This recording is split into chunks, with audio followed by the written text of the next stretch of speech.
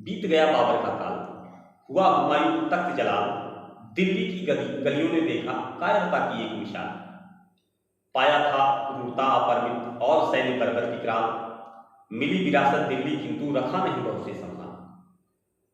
अफगानों का उठा बवंडर, शेर शाह योद्धा विकराल, चौसा का मैदान मारकर बन बैठा मुगलों का काल। अफगानों का उठा बवंडर, शेर शाह योद्धा विकराल, चौसा का मैदान मारकर बन बैठा मुगलों का काल। मतलब ये जो है चौसा की लड़ाई जीतने के बाद शेरशाह सूरी यानी जो अफगानी दल थे उन्होंने मुगलों को काफ़ी क्षति पहुंचाई थी। गया हुमायूं के हाथों से दिल्ली का वह तख्त विशाल, डूब गई आशा तुर्कों की, अफगानों का हुआ धमाल, अफगानों का हुआ धमाल। शेरशाह के बारे में यहाँ पे चर्चा करना जरूरी है। मेरी कविता में ये भी है, शेरशाह हाँ जिसने दिल्ली पर अधिकार किया था, शेरशाह हाँ जिसने तुर्कों का संहार किया था, शेरशाह हाँ जिसके भय से मुगल सहम जाते थे, शेरशाह जिसके कारण सब भय से थर्राते थे, शेरशाह जिसने मुगलों को नानी याद दिलाई, शेरशाह जिसमें दिखती थी बाबर की परछाई। साम दाम और दंड भेद से युद्ध किया करता था, कूटनीति का महाधुरंधर मर्यादा हटता था, जहां दिखा स्वाधीन राज्य सेना ले चढ़ाता था, मानवता का भान नहीं बस विजय उसे भाता था, बस विजय उसे भाता था। कालिंजर का किला अगम था, फटा तोप का गोला, अस्त हुआ अफगानी तारा, लौटा मुगल सब बोला। दिल्ली आकर किसी तरह तुर्कों ने डेरा डाला, अफगानों को मार भगाकर हुए मुगल मतवाला। किंतु अफगानी खेमे में नित नित द्वेष पली थी, पाने को दिल्ली फिर से हर दिल में आग जली थी। मुगलों पर अफगानों ने अगणित हमले करवाए, पर बाबर के वंश बेल की धूरी डिगा न पाए, पर बाबर के वंश बेल की धूरी डिगा न पाए। मुगलों पर अफगानों ने अगणित हमले करवाए, पर बाबर के वंश बेल की धूरी डिगा न पाए। शेरशाह सूरी के वंशज जत्थे बटे हुए थे, तुर्कों का अभिमान कुचलने बरसों डटे हुए थे। शेरशाह का एक भतीजा दिल्ली ताक रहा था, मुगलों का बैरियानंद अपना हित आक रहा था। देख रहा था कौन राह का कांटा दूर करेगा, कौन तुर्क के वज्र किला को चकनाचूर करेगा, कौन जलाएगा मुगलों का फहराता अभिमान, कौन सबल है जो कुचलेगा दिल्ली का मैदान। मुगलों का संधि प्रयास राणा ने जो ठुकराया, दसों दिशा को भान हो गया काल समर का आया, दसों दिशा को भान हो गया काल समर का आया। रन की बात ठहर बैठी अफगानी हर्षाते थे, अंग अंग में मुगल द्वेष का हृदय डल पाते थे। शेरशाह सूरी अफगानी का कुलवंशी एक, नाम हकीम खां सूरी उसका तेज प्रखर विवेक। कहा बंधुओं से उसने रण की ठहर गई है, दिल्ली पाने की आशा जागी फिर नई नई है। मेवाड़ और मुगलों में रण संघर्ष होगा अति भारी, इसी समर के हेतु हमको रखनी है तैयारी, इसी समर के हेतु हमको रखनी है तैयारी। लेकर अफगानों का जत्था दुर्ग उदयपुर आया, राणा से मिलकर उसने अपना संदेश सुनाया। कहा हमें है बैर मुगल से हम लड़ने आए हैं, शेरशाह अफगानी की तलवार साथ लाए हैं। धोखे से दिल्ली छीनी थी कुचला था अभिमान, अफगानों का मान बचाने हम उतरे मैदान। राज्यसभा मेवाड़ सदन ने ठुकराया प्रस्ताव, अफगानों से कहा स्वयं उपचारें अपना गाँव। मतलब ये जो है अपना प्रस्ताव देते हैं कि हम जो है अफगानी हैं, हम भी दुश्मन हैं मुगलों के, और आप भी दुश्मन हैं मुगलों के, तो क्यों नहीं जो है दोनों मिलकर के लड़े। तो मेवाड़ की जो सदन थी उसने सीधे सीधे उनके प्रस्ताव को ठुकरा दिया था कि हम आपका साथ ही क्यों लें, अगर आपको दुश्मनी है तो आप अपना जख्म जो है कहीं और उपचार कर लीजिए, आपको जाकर के लड़ लीजिए, हम अपना लड़ाई खुद लड़ लेंगे। ये स्वाभिमानी लोग होते थे, मेवाड़ के जो लोग थे, मेवाड़ के जो सेनानी थे, वे अत्यंत स्वाभिमानी थे। उनके स्वाभिमान के बराबर जो है पूरे विश्व में कहीं कीर्ति नहीं मिलती है, इतना स्वाभिमान, इतना गौरव। और आज भी जो है एक अलग ही तरह का दृश्य देखने को मिलता है। वहाँ के लोग आज भी जो है, आप अगर जाएंगे वहाँ तो देखेंगे उसकी मिट्टी में एक अलग प्रकार का तेज झलकता है।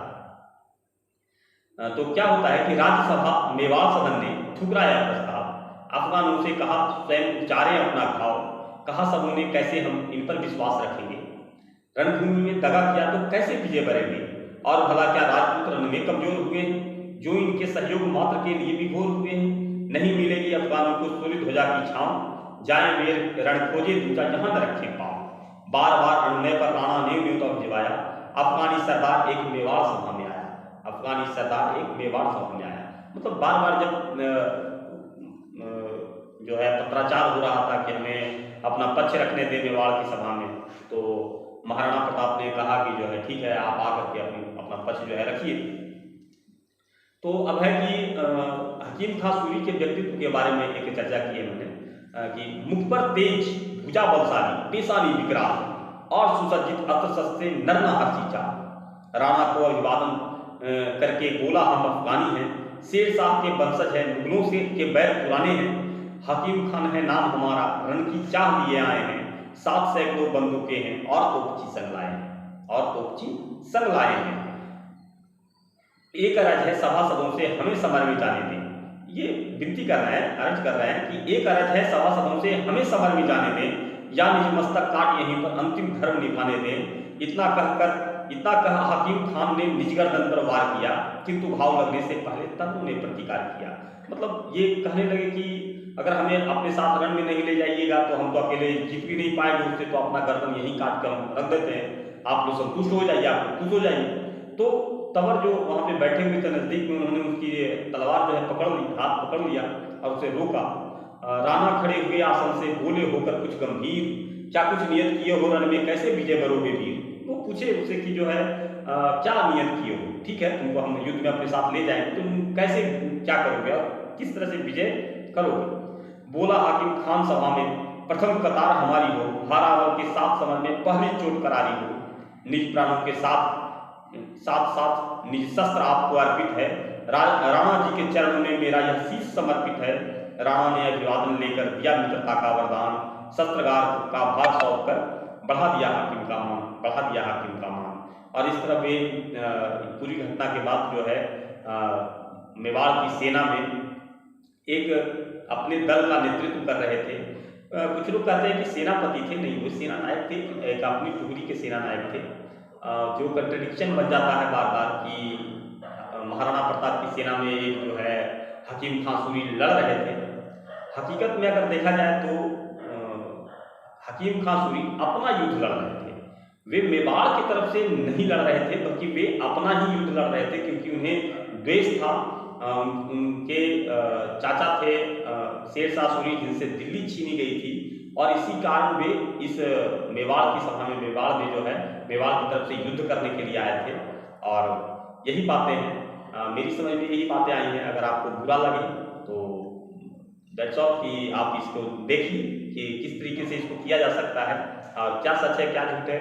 जब तक आप किताब नहीं पढ़िएगा, 2 किताबों का मैं रेफरेंस आपको बता देता हूँ। एक है जेम्स टॉड की और एक है वीर विनोद पुस्तक। इन दोनों पुस्तकों को आप देख लीजिएगा तो समझ में आ जाएगा कि हाँ, हकीम खां सूरी अचानक से आए थे। ऐसे भी एक बड़ी बात यह है कि महाराणा प्रताप इतना बड़ा रिस्क नहीं ले सकते थे कि मतलब एक युद्ध के लिए जो पूर्व से चले आ रहे हैं सेना नायक, हम सभी लोग जानते हैं कि चुंडावतों का इतिहास बहुत जबरदस्त रहा है। कृष्णनाथ चुंडावत उस समय के सेनापति थे।